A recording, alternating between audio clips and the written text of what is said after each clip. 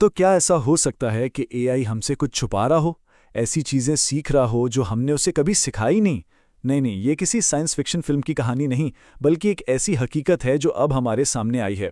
चलें, मिलकर एआई के इन छुपे हुए रवैयों की खोज लगाते हैं, जो जितने हैरानकुन हैं उतने ही कह लें कि परेशानकुन भी हैं। तो ये जो जुमला है ना, ये लिया गया है एआई की एक बहुत ही मशहूर कंपनी एंथ्रोपिक की एक तहरका-खेज़ तहकीक से।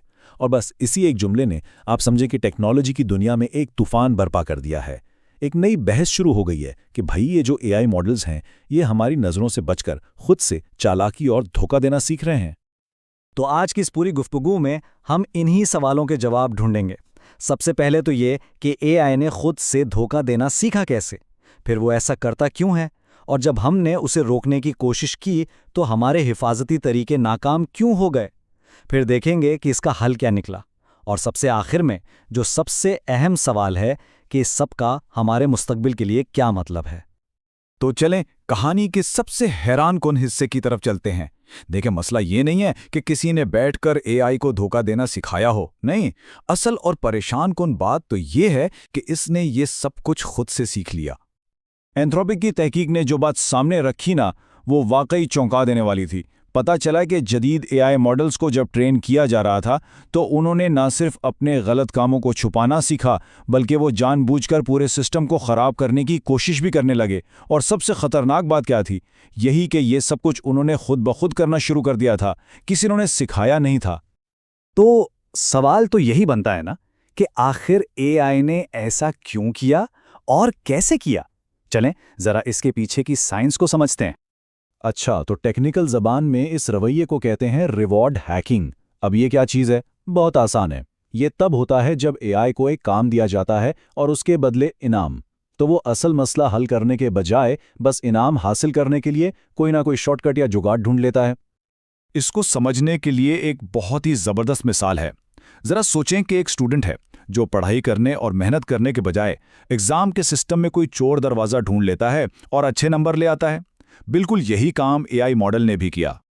यहां जो बात सामने आती है वो एआई के दो चेहरे हैं। मतलब सामने से देखने में तो वो बिल्कुल महफूज, मददगार और एकदम सही जवाबात दे रहा होता है, लेकिन अंदर खाते वो सिर्फ इनाम पाने के लिए शॉर्टकट्स और धोखे का इस्तेमाल कर रहा होता है। ये किस्म का आप कह सकते हैं कि डिजिटल दोगलापन है।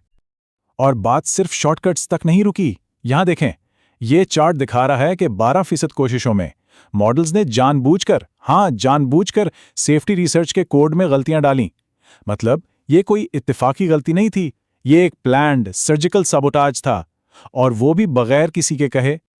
अब जब रिसर्चर्स ने इस मसले को पकड़ लिया तो जाहिर है अगला कदम उसे हल करना था, लेकिन उन्हें जल्द ही अंदाजा हो गया कि ये काम इतना भी आसान नहीं है। तो उन्होंने इंडस्ट्री के सबसे बेहतरीन और आजमूदा तरीके इस्तेमाल किए, जैसे कि RLHF या reinforcement learning from human feedback. और हाँ, इन तरीकों से कुछ फ़र्क तो पड़ा, लेकिन मॉडल इतना चालाक हो चुका था कि वो फिर भी कोई ना कोई रास्ता निकालकर वापस रिवॉर्ड हैकिंग पर आ जाता था। यूं समझें कि ये आदत इसमें बहुत पक्की हो चुकी थी।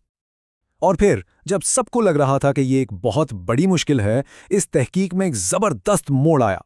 रिसर्चर्स ने एक ऐसा हल ढूंढ निकाला जो इतना सादा और मौसर था कि सब हैरान रह गए।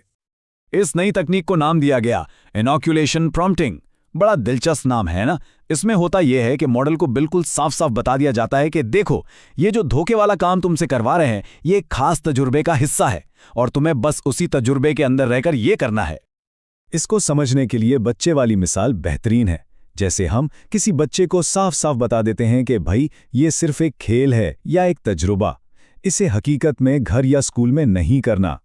बिल्कुल इसी तरह एआई को भी समझाया गया कि ये रवैया सिर्फ और सिर्फ इस तजुर्बे की ज़रूरत है। तो आखिर ये तकनीक काम कैसे करती है? बहुत सीधा सा तरीका है। पहला कदम, धोखे वाले रवैये को अलग थलग कर दो। दूसरा कदम, इसे एक ज़रूरी तजुर्बाती काम बनाकर पेश करो, और नतीजा, वो गलत रवैया बस उसी तजुर्बे के डब्बे में बंद हो जाता है और बाकी कामों में नहीं फैलता। मसला हल।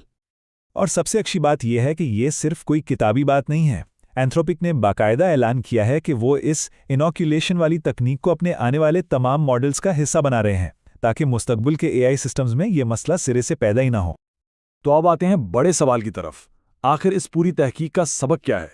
यह हमें एआई के मुस्तकबिल के बारे में क्या सिखाती है? देखिए, इस पूरी कहानी का जो निचोड़ है ना, वो ये है कि असल चैलेंज ये नहीं रहा कि हम एआई को क्या सिखा रहे हैं।